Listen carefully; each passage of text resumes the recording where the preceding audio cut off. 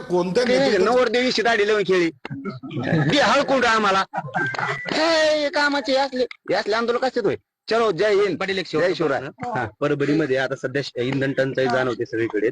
परभणीमध्ये शेतकऱ्यांना डिझेल देण्यासाठी 7 बाऱ्याची आट घातली समोर आले.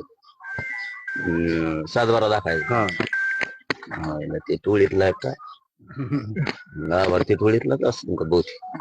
पण मोदी साहेबाच्या आव्हानाला सगळ्यांनी साथ द्यायला पाहिजे.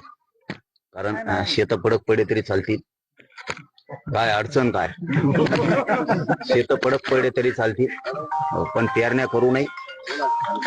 त्यांनी नांगरटी सुद्धा करू नये शेतकऱ्यांनी. का कशा नांगरटी करायचं? नांगरटी लई केले तर शेत पिकते ना, मग सुखी राहील ना शेतकरी. सुखी तर राहायला नाही पाहिजे. त्यामुळे आता ट्रॅक्टर कुठे? रानात.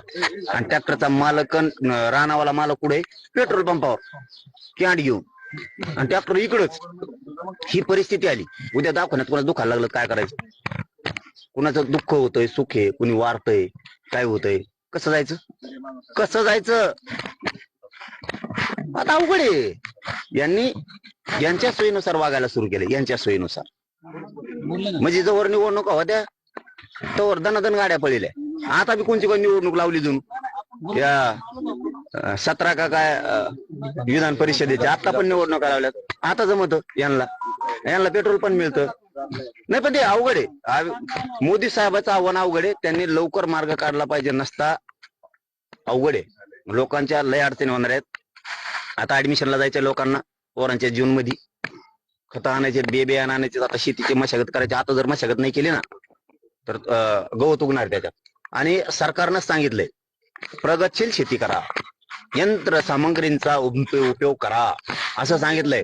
भातावरती तुंप खाल्ल्यासारखं यंत्र सामग्री घ्या. लोकांनी बैल गाड्या ऐकल्या, ट्रॅक्टर आणलं ते लेंडकी सारखं एवढंच. तो कसं पळतोय, कोपऱ्यात पळतोय, कापऱ्यात पळतोय, त्याला बी डिझेल लागत आहे. कोणाचं ऐकून केलंय प्रगती शेती? सरकारचं ऐकून. आता ट्रॅक्टर बदल, बैल नाही गाडी नाही. बैल असते तर आवतो तरी आणले असते. म्हणजे इतका देवारा करून ठेवलाय मोदी साहेबांनी. पण मी तर मोदी साहेबांच्या आव्हानाला प्रतिसाद दिलाय. तेल सुद्धा लावत नाही मी डोक्याला त्यांच्यामुळे. ते तेल वाचव म्हणलं तेलच न लावायचं. तुम्ही लावू नका कोणी, ते इंधन वाचा, तेल वाचा म्हणते. पाटील एक शेवटचा प्रश्न. बारसकरांनी तुमचे सहकारी संजय कटारे यांच्यासह जाऊ द्या, धन्यवाद. आपल्याला नका मोजी ईडी चौकशी करण्यात काय तुला काय करायचं तू काय